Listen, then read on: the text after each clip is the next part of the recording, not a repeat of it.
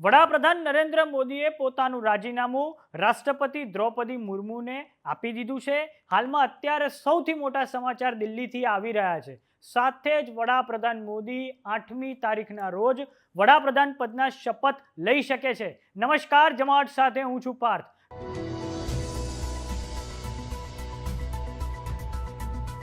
લોકસભા 2024ના પરિણામો આવી ગયા છે। ભારતીય જનતા પાર્ટી સહિત એનડીએને 292 બેઠક મળી છે, જ્યારે કોંગ્રેસ સહિત ઇન્ડી ગઠબંધનને 234 સીટો મળી છે।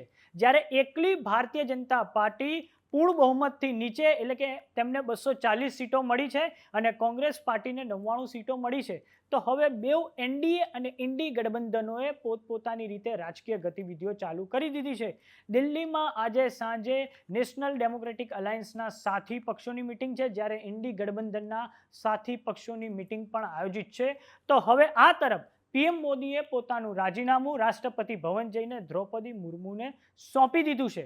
આ સાથે જ એનડીએના સાથી પક્ષોમાં પણ હલચલ વધી ગઈ છે।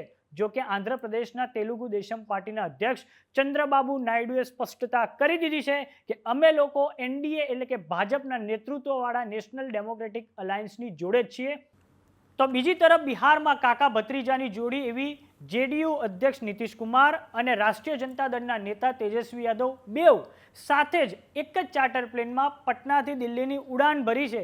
જો કે નીતિશ કુમાર એક તરફ હાલમાં તો એનડીએનો હિસ્સો છે, જ્યારે તેજસ્વી યાદવ ઇન્ડી ગઠબંધનનો હિસ્સો છે।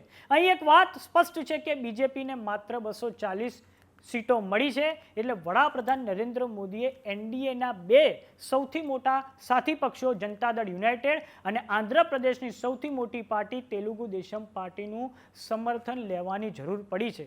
સમાચાર એ પણ સામે આવી રહ્યા છે કે નીતિશ કુમારને ડેપ્યુટી પીએમ પદની ઓફર કરવામાં આવી છે, જ્યારે ચંદ્રબાબુ નાયડુએ લોકસભાના સ્પીકર પદની માંગણી કરી છે। વડાપ્રધાન નરેન્દ્ર મોદી જ્યારે ગુજરાતના સીએમ હતા ત્યારથી આ 2024 સુધી માત્ર પૂર્ણ બહુમતવાળી સરકાર ચલાવવાનો અનુભવ ધરાવે છે। ત્યારે જોઈએ કે પીએમ મોદી કઈ રીતે ગઠબંધન સરકાર ચલાવી શકે છે, તેની પર સૌ કોઈની નજર છે। તો આવી જ રસપ્રદ માહિતી માટે જોતા રહો જમાવટ। જો તમે અમને યુટ્યુબ પર જોઈ રહ્યા તો સબસ્ક્રાઇબ કરો, જો તમે અમને ઇન્સ્ટાગ્રામ અને ફેસબુક પર જોઈ રહ્યા તો ફોલો કરો। ઉપરાંત તમારી એન્ડ્રોઈડ અને એપલની એપ આવી ગઈ છે, ડાઉનલોડ કરવાનું ભૂલતા નહીં। નમસ્કાર।